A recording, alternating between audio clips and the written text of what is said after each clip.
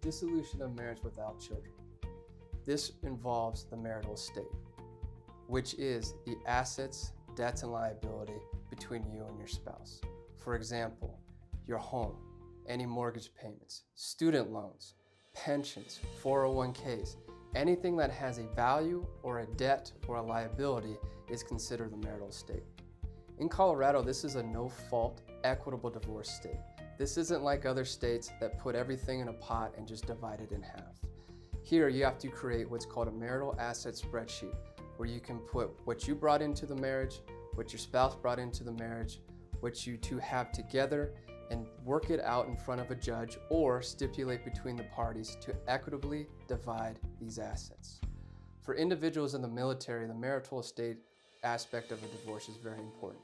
If you're considering doing 20 years or have done 20 years of military service, and the majority of that time has overlapped with a marriage to the individual you're now parting ways with, Colorado uses the Hunt-Gallo formula to determine how much of that pension your soon-to-be ex-spouse will receive.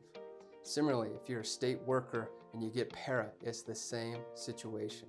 Therefore, it is very important to get an experienced lawyer who understands what separate property is, i.e., property you brought into the marriage that your current spouse has not contributed to, has not helped in any way on, which means you have an ownership interest in that they do not. Versus marital property, which is property regardless of whose name's on it.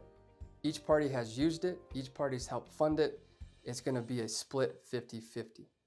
Separate property and marital property are very important legal concepts that can determine how much debt, how much assets, and how you transition into single life through a dissolution of marriage without children.